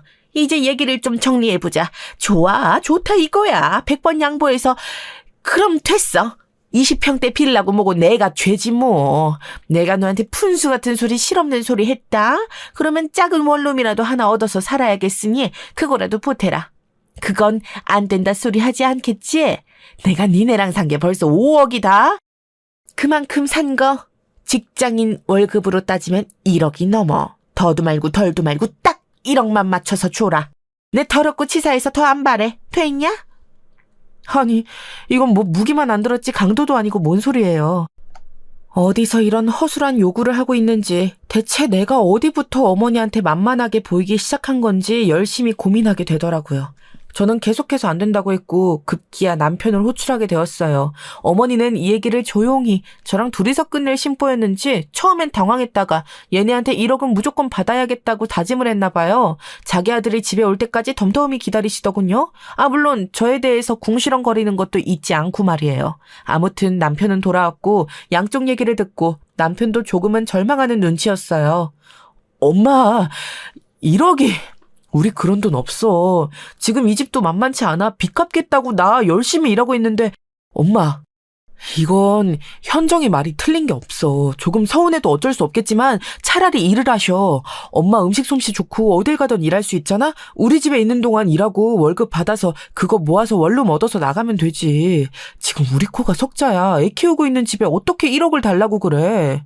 이 말에 구구절절 공감하면서 저는 그보다 더 심한 말을 못한 게 한이 될 지경이었어요. 하지만 우리 어머니 보통 아니신 분이더라고요. 아들이 이렇게 면전에 대고 거절을 하니 아주 대단한 쇼크를 얻으셨나 봐요. 며칠간 알아놓으셔서 단식 투쟁을 하시는 게 아니겠나요? 뭐 거창하게 표현한 것도 아니고 말 그대로 진짜 단식 투쟁이요. 밥도 안 먹는다, 뭐도 안 먹는다, 자식한테 버림받고 서러워서 이대로 굶어 죽겠다. 이따위의 말들을 하면서 말이에요. 따끔하게 말한 아들인 우리 남편 본인이 죄책감을 느낄 정도로 어머니는 자식 잘못도 따며 우리 탓을 하고 계셨어요. 솔직히 남인 저야 눈 깜짝 안 하고 저 노인네가 미쳤구나 싶었지만 어릴 때 엄마에게 큰 상처를 입었고 이제서 엄마의 정을 조금 느껴보던 남편은 느끼는 게 달랐어요. 나중에 저를 설득하려고 들더라고요. 현정아, 정말 미안한데 우리 그때 적금 들어둔 거 있잖아. 그거 조금만 깨면 안 될까? 엄마 너무 저러고 계시니까 물론 그 금액을 다 드릴 순 없고 조금 달래드리는 용도로 드리면 안 돼? 사실 엄마도 좀 서운하긴 할 것 같아서 엄마가 나가서 사시기에 상황이 안 되는데 너무 그냥 방치한 것 같기도 하고 말이야. 아무것도 없는데 대뜸 나가시라 할 순 없잖아. 저는 이 말에 몹시 화가 났고 곧장 뭐라 했어요. 됐어! 그거 이제 겨우 5천 다 돼가는데 뭘? 짜투리 돈이며 돈 될 만한 거 다 합쳐가며 모은 거야. 그걸로 퍽이나 달라지겠다. 더 안 주냐고 화내실 것 같은데? 이렇게 받아치고 난 뒤 남편이 알아들을 줄 알았는데 나중에 저한테 외려 서운해하더군요. 현정아, 엄마 그렇게 해서 나가시면 나도 마음이 안 편해. 저러다가 무슨 일 나면 어떡해. 아니면 갑자기 사라지고 그러면 진짜 나 아무것도 못해. 엄마 말이 아예 막다 틀린 건 아니잖아, 어? 저는 남편이 하도 졸라대는 통에 그리고 어머니와 그 좁은 집에 같이 살면서 계속 저런 무언의 시위를 견디는 게 힘들어서 결국은 통장을 깨게 되었어요. 하지만 절대적인 기준이 있었으니 바로 1,000만 원만. 그것도 빌려드리는 형태로 드린 거예요. 어머니는 아주 고깝다는 눈으로 받으시더니 일단은 알겠다고 하시더군요. 니네 성의는 알아서 내가 받겠는데 진짜 니네 이러는 거 아니야. 내가 진짜 치사하고 더러워서 일한다. 당장 이럴 거라고 그렇게 알아. 그러거나 말거나 저는 어머니랑 증서를 작성했고 돈을 얼마 빌렸고 언제부터 언제까지 갚겠다 하고 둘 다 서명을 하고 도장까지 찍었어요. 누누이 몇 번이나 설명했어요. 저희 절대 여유 없고요. 어머니 말씀대로 1억 같은 돈은 빌려드릴 애도 없어요. 그리고 이 돈은 정말로 갚으셔야 해요. 저희 둘 문제가 아니라 어머니 손주 하늘이도 여유치 않은 엄마 아빠 밑에서 커야 된다는 거 생각하시고요. 다시 생각해보면 저도 말을 참 정없이 야박하게 했나 싶지만 어머니의 대처부터가 애시당초 너무했잖아요. 솔직한 마음으로 저도 복직하고 일하게 되면 애를 어린이집에 맡기게 될 거고 슬슬 어머니와의 분가를 고려해야 했어요. 물론 돈푼 없이 그냥 분리되자고 할 것은 아니었고요. 저희 넉넉지 않은 형편 안에 돈 1,000만 원은 드릴 생각을 했답니다. 하다못해 원룸 보증금이라도 될 거고 그 외 생활비야 어머니 건강하시고 정정하시니 본인이 버실 수 있잖아요. 근데 어머니는 계속 손 까딱 않고 1억 노래를 불러대시니 정이 안 떨어질 수가 있겠나요? 끝끝내 그렇게 해서 합의를 받고 어머니는 얼마 뒤에 역 근처 번화가에 있는 식당가에 취직을 하셨다고 하시더군요. 그래서 한동안은 신경을 껐고 저는 기저질환으로 많이 고생하시는 친정아빠 쪽에 비로소 신경을 기울이게 됐어요. 아직도 이때 생각하면 너무 울컥한 게 정작 우리 아빠는 몇 번 집에 와보시게도 못했어요. 어머니랑 같이 사느라 불편했거든요. 내가 한번 하늘이 보러 들리고 싶은데 사돈 계시니 서로 얼마나 불편하겠냐. 네가 하늘이 데리고 가끔 와라. 아빠가 이렇게 말씀하실 때 사실 장소가 뭔 상관이겠냐면 이게 묘하게 짜증났어요. 아빠가 한 번 오셨을 때도 어머니가 되게 불편해하셨거든요. 아이고, 나 화장도 못도 안 하고 있는데 얘 현정아, 사돈 오신다고 나한테 전화라도 했어야지. 그럼 내가 멀리 나가 있었을 거 아니냐. 아우, 이게 무슨 꼴이냐 진짜. 편히 있다 가셔요. 저는 뭐라도 찍어 바르고 밖에 나가 있어야겠네요. 어머니는 그렇게 눈치를 주고 나가버리시니 편찮은 몸으로 정말 어쩌다가 딸네 집에 온 우리 아빠는 상당히 눈치가 보이셨을 거예요. 제가 신경 쓰지 말라고 해도 아빠는 극구 이쪽으로 발걸음하는 걸 거절하셨고 아무튼 와중에 아빠 몸도 점점 상태가 나쁜지라 제 가슴은 여러모로 미어지고 있었어요. 그때 어머니랑 돈으로 실랑이를 벌이고 있으니 얼마나 스트레스가 컸겠나요. 그런데 제가 복직할 무렵쯤 안 그래도 우리 하늘이보다는 아빠 쪽이 훨씬 더 마음 쓰이는 상태였는데요. 아빠가 새벽에 전화를 걸어오신 거예요. 현정, 아빠 119 좀 불러줘라. 안 그래도 이날따라 잠을 제대로 못하고 새벽녘에 뒤척이고 있던 저에게 이런 전화가 걸려왔어요. 우당탕탕 조치를 하고 정신이 들어보니 아빠 몸 상태가 너무 위독하신 거예요. 그 며칠 전쯤부터 요양병원 생각을 하고 있었지만 그런 걸 생각할 때가 아니라 중환자실로 모시게 되었어요. 이때부터 저는 가슴이 무너지는 듯 했고 다행히도 정말 좋은 동료들이 저의 복직을 기다려주었어요. 아버지가 오늘 내일 하시는 상황이니 저도 정신을 바로잡을 수 없었고 이때 정말 처음으로 제대로 어머니에게 신세를 지게 되었답니다. 어머니 쪽에서 먼저 이렇게 말씀하시더군요. 상황이 어쩌다 이렇게 되었다냐. 현정이 너는 하늘이 신경 쓰지 말고 나한테 맡겨. 내가 가게에 말하고 며칠 좀 쉰다고 할 테니까 너가 아버지 괜찮아지실 때까지는 네가 그쪽 신경을 써야지 어쩌겠냐. 부모 챙기고 자식도 챙겨야 되는데 부모가 오늘 내일 하면 자식은 누구한테 맡겨야지 뭐. 여기는 상호랑 내가 알아서 할 테니까 아버지 잘 챙겨드려라.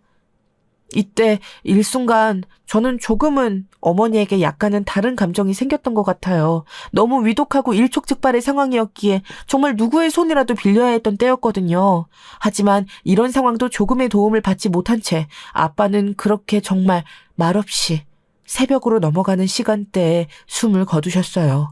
당시 슬픔이 얼마나 컸는지 아빠의 소천을 확인한 이래 장례식장에서도 친가 식구들을 만나는 동안 내내 통곡과 오열만 오갈 뿐이었어요. 직장 동료들이 와서 좀 챙겨주는데도 정신을 차리기 힘들었고 우리 하늘이도 엄마를 따라 엉엉 우는데 못 챙겨주겠더라고요. 그런 하늘이를 어머니가 업고 챙기시면서 봐주시고 나중에 절 토닥여 주시더군요. 어머니가 이런 말도 할 줄 아는 분이셨나 싶게 꽤 따뜻한 면모를 보이셨어요. 나도 우리 엄마랑 아빠랑 별로 기억이 없어. 요즘은 어쩌면 차라리 좋은 세상이 돼가지고 누가 죽으면 이렇게 슬퍼하라고 자리도 깔아주는 게 아닌가 몰라. 아버지 좋은 데 가셨을 거야. 그렇게 울고불고 해봤자 아무것도 안 된다. 그냥 하늘이한테나 실컷 잘해주고 너는 네 자식이랑 좋은 추억 많이 만들어. 내가 그래서 상호랑 추억 많이 만들고 정 붙이려고 하잖아.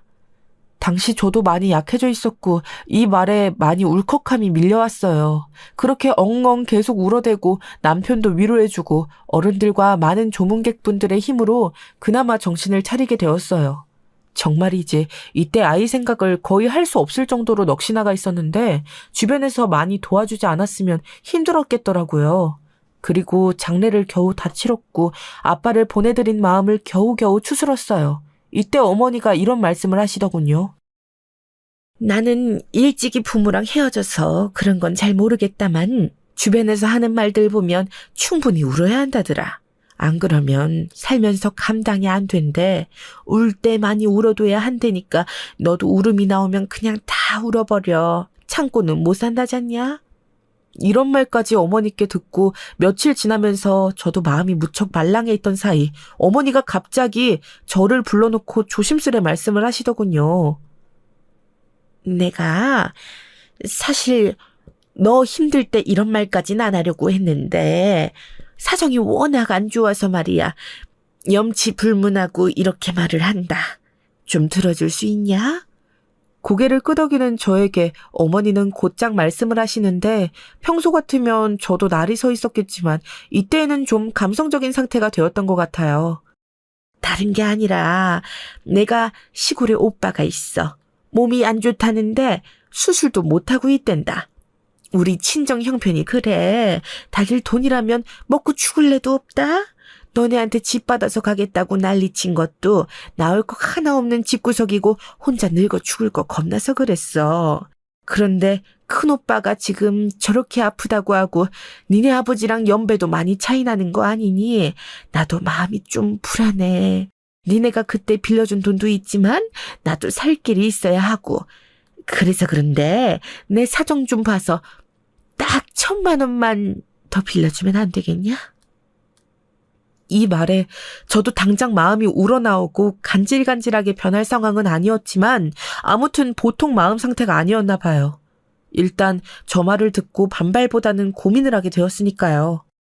아, 사정이 그러시군요. 그런데 저희가 지금 그렇게 크게 움직일 만한 목돈이 없는데. 그런데 어머니가 갑자기 말을 자르고 이렇게 말을 하시는 거예요. 본인도 민망해 죽겠다는 얼굴로 말이에요. 부의금. 이번에 부의금 들어온 거 있지 않냐? 이런 부탁해서 참 염치가 없다. 그래, 내가 죽일년이지. 아들도 아니고 며느리한테 이런 부탁을 하고 있으니까 말이야. 일하는 식당에도 얘기해 봤는데 안 된다더라. 내가 당장 1, 2년은 아니고 3년 걸쳐서 갚을게. 더도 말고 딱 1,000만 원이다. 그 이상은 나도 갚기 버거워서 말 못해. 우리 시골 오빠야 좀 도와줘라. 너가 조카 며느리 아니냐. 내가 이 은혜는 잊지 않을게. 생각해보면 참 개똥같은 논리예요. 그렇지 않나요? 운을 띄우는 첫 말부터 끝으로 마무리되는 말까지 하나도 연관성이 없다고요. 그런데 참 저도 저예요. 아빠 돌아가시고 마음 둘 곳이 얼마나 없었으면 어머니가 그 수년간 저랑 살면서 유일하게 몇 번 토닥여주고 몇 번 제 역성 들어주며 애기 챙겨준 것 같고 그런 판단을 했던 걸까요? 일단 어머니의 큰오빠이자 우리 남편의 큰 외삼촌이신 분이 비슷하게 기저질환으로 고생하고 계시다고 하고 다들 돈이 없어 손가락만 쪽쪽 빨고 무능하게 바라만 본다니 마음이 편치는 않았어요. 아마 우리 아빠를 보내드릴 때 상황이 너무 비슷하게 겹치기도 하고 보내드린 지 너무 얼마 안 돼서 그렇기도 할 것 같더군요. 좌우지간 상황은 그리 되어 저는 어머니에게 돈을 빌려드렸고요. 물론 이때에도 증서는 썼답니다. 저는 꼭 그런 건 쓰는 주의예요. 어릴 적 친구에게 돈을 떼어먹힌 적이 있어서 애지간해선 돈 거래를 안 하는 편이고요. 아무튼 그렇게 빌려드렸고 남편에게도 이 사실을 말해두었어요.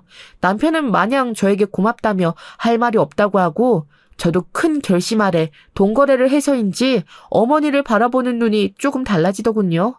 돈이 간다는 것은 그만큼 마음도 간다고 생각이 들어요. 마음이 움직였으니 돈까지 움직이게 됐던 것이었죠. 이렇게 되어 어머니는 돈을 들고 본인 고향인 지방으로 내려가셨고 한 달 정도 있다 오신다고 하더군요. 저는 한편으로 걱정되는 부분이 있었어요. 있잖아, 어머니 말이야. 요 얼마간 일하셨던 그 식당 한 달씩이나 휴가 안 주지 않을까? 그럼 그만두고 가신 거야? 어머니 연세에 그만큼 돈 준다는 거 찾기 힘드실 텐데. 그러자 남편이 별소리를 다 한다는 듯 말하더라고요. 아이 요즘 아줌마나 할머니들 쓰는 식당이 한두 군데야. 얼마든지 일할 수 있을 거야, 엄만. 그리고 엄마네 고향은 지역 터세도 힘들고 아무튼 내 기억이 맞다면 큰 외삼촌네 식구들도 쉽지 않고 엄마도 거기 가 있느라 시간 꽤 써야 될걸. 엄마가 돈 보태준다고 해도 호의적이지 않나. 나도 어릴 때 큰 외숙모 무척 무서워했던 기억이 있어. 이렇게 얘기가 딴 데로 흐르다 보니 저도 신경을 껐는데 어머니는 한 달이 지나도 올라오질 않으시더라고요. 전화 연결도 잘 안 되고 일에 치여 신경을 못 쓰는 동안 거의 2달 가까이 계속 그쪽에 계시는 듯 했어요. 근데 저도 왜 그랬는지 모르겠는데 이때부터 자꾸 신경이 쓰여서 잠이 안 오는 거예요. 우리 집 기준에선 큰 돈을 2차례로 빌려드린 셈인데 곧 죽어도 집에 붙어 계실 기세이던 분이 나가서 돌아오지를 않으시니까요. 걱정이 너무 많은 것 같다며 좀 언짢아하는 남편을 설득하여 저는 구태여 시골로 주구장창 내려가게 되었어요. 중간에 어머니에게 전화했는데 남편이 걸었더니 받으시더라고요. 안 그래도 올라가려고 했다나요? 나 여기 그쪽 땡땡터로 들어오면 있는 첫 번째 집. 그러니까 니네 삼촌네 주소 보내줄게. 잘 됐다. 나도 그 차 타고 올라가야겠다. 잘 왔어. 이렇게 말씀하시길래 약간은 꺼림칙한 기분으로 출발했어요. 얼마 안 되어 도착한 허름한 집에는 대문이 열려져 있고 그 안에는 할머니들 8명이 앉아서 얘기하고 계시더군요. 남편이 본인 소개를 하니 그분들도 대충 알아들으시는 듯 했고 아마 남편 외가 쪽 어른들인 것 같았어요. 그런데 아무리 찾아봐도 어머니가 없는 거예요. 제가 꿍얼꿍얼 찾으니 그 할머니들 중 한 분이 말씀하시더군요. 아마 이분이 큰 외숙모님이셨던 것 같아요. 아이고, 아가씨도 참 어디서 그렇게 돈지랄을 하나 했더니 상호랑 우리 조카 며느리가 돈을 많이 갖다 줬다며? 이런 구석촌까지 와서 돈 갖고 꼬라지라도 부려갖고 여기 아주 미운 털이 제대로 박혔어. 작은 오빠랑도 그렇게 밤낮 없이 싸우고 지겨워 죽겠네 진짜. 그 조카 며느리? 상호랑 얼른 어머니 모시고 올라가. 우리 아주 질렸어 그냥. 큰 외숙모님의 날선 불평을 들으니 왠지 마음이 편치 않은 거예요. 마치 초기 어머니랑 같이 살 때 어머니가 자기 친구한테 실컷 허세 부리던 내용을 또다시 건너 듣는 느낌이랄까요? 뭔가 이상하던 차에 저쪽 문지방 안에서 술주정하는 소리가 대차게 들리는 거예요. 참 부끄럽게도 그 대상은 우리 어머니가 맞더군요. 안 본 그 두어 달 사이에 뭘 그렇게 잘 드셨는지 살은 포동하게 오르신 데다가 대낮부터 거하게 술에 취해서 얼굴은 벌게져 있었어요. 그런 어머니를 남편이 외가 어른들께 겨우 인사를 하고 억지로 차에 태웠고 저는 큰 외숙모님께 이상한 소리를 듣게 되었어요. 무슨 소리야? 큰 외삼촌이라니. 서방님 말고? 큰 외삼촌. 우리 애 아빠 말이에요. 우리 애 아빠는 재작년에 갔어. 진즉 갔지? 병으로? 응? 누가 아파? 여긴 누가 아픈데? 이 집에 남자라고는 서방님밖에 없어. 그니까 거기 시어머니네 작은 오빠 말이야. 뭘 아프긴 누가 아파. 다들 죽지 못해 숨구녕 붙어서 잘만 살고 있구만. 왜 그러는데? 큰 외숙모님의 말씀대로라면 어머니가 그렇게 저한테 애걸복걸하시면서 우리 아픈 오빠 어쩌고 하시던 큰 외삼촌은 이미 2년 전에 돌아가셨던 거예요. 남아있는 남자 형제라고는 막내 외삼촌밖에 안 계신데 아주 정정하시고 심지어 어머니랑 몇 살 차이 안 나서인지 와 있는 내내 불같이 싸우고 나가고를 반복하셨다더군요. 이 부분은 거짓말인 게 들통 나버렸고 저는 부글거리는 속을 끌어안고 고민했어요. 어머니는 대체 왜 본인 친정 집구석에 그것도 본인 집도 아니고 큰 올케네 집에 와서 저러고 있었던 건가 말이에요.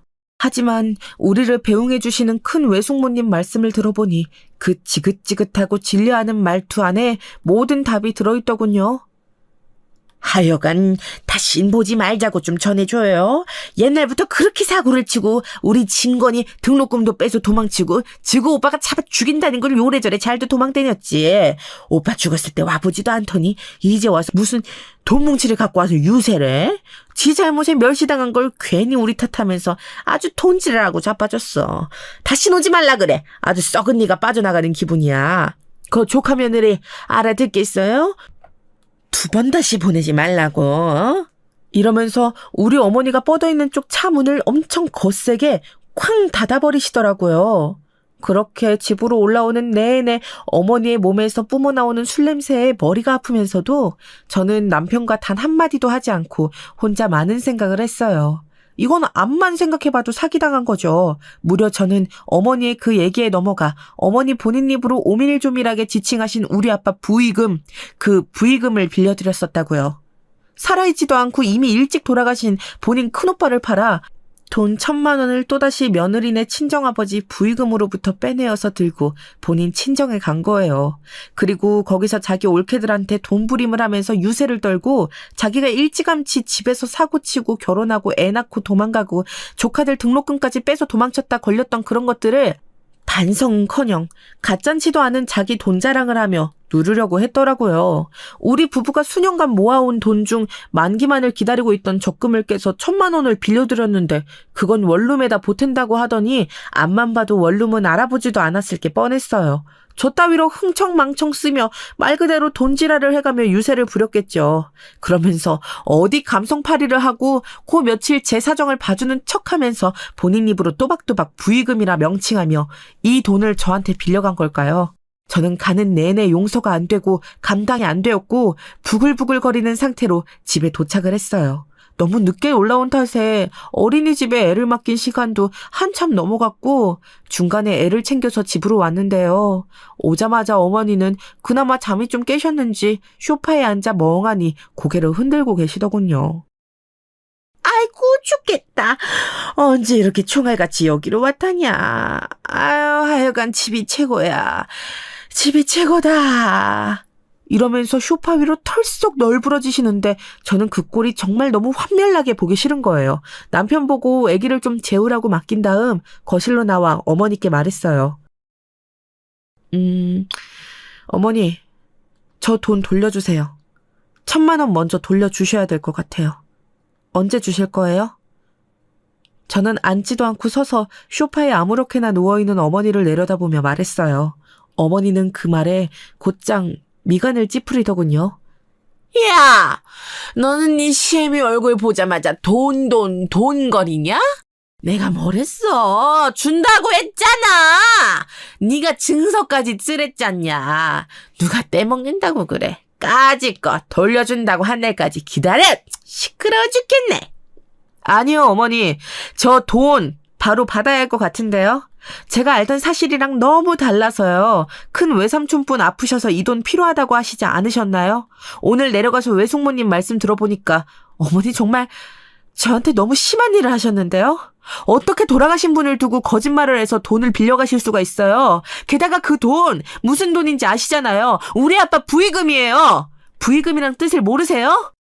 어머니는 이때부터 자기도 일이 꼬였다고 생각했는지 곧장 일어나서 저에게 아주 사납게 주정을 부리시더군요. 이때부터 저는 이 사람을 당장 이 집에서 쫓아내고 싶다는 생각이 강렬히 들었어요. 준다고 했잖아. 누가 떼먹는데? 이게 어디서 버릇없이 어른한테 어디서 아주 버릇도 못 배워먹어서 누구를 도둑놈 취급하고 있어. 너 적당히 나대. 내가 경고했어. 이때부터 눈앞이 흐려지며 두통이 세게 저를 짓누르는 게 느껴지더라고요. 돈 빌려준 사람이 죄인이라더니 이제 야단까지 맞는 건가요? 기가 막혀서 저는 더 목소리를 세게 높였어요. 이쯤 되니 저쪽 방에서 애가 깬다고 해도 눈에 뵈는 게 없더라고요. 우리 아빠 부의금이 걸려있는 상황이었잖아요. 어머니! 지금 상황 파악을 못 하시나 본데 이러고 계시면 안 돼요. 돈 갚으셔야 돼요. 당장 저한테 1,000만 원 내놓으셔야 된다고요. 그 전에 빌려드린 건 저랑 남편 같이 모은 주머니에서 나온 거지만 이번에 빌려드린 1,000만 원은 오롯이 제 집에서 관련된 돈이에요. 이거 그렇게 허위로 뻥치시고 빌려가신 주제에 버티고 그러시면 진짜 서로 못 볼 걸 봐요. 그만하시고 빨리 남은 돈이라도 여기 다 주세요. 그리고 하루라도 취업을 해서 갚으시던지 아니면 제 말이 끊기기도 전에 어머니는 아주 우악스럽고 괴랄스럽게 당장 토라도 할 듯이 소리를 꽥 지르시더라고요. 고향 내려가서 남의 돈으로 돈지랄을 하시더니 기름기만 잔뜩 껴서는 진짜 사람이 염치도 없고 뭘 모르는 것 같아요. 야! 이게 어디서 가르치려 들어? 그까짓 돈 1,000만 원 갖고 되게 싸게 구네 진짜. 너 말이야 너. 얼마나 그지면 돈 1,000 가지고 이렇게 사람을 들들 볶냐 볶아?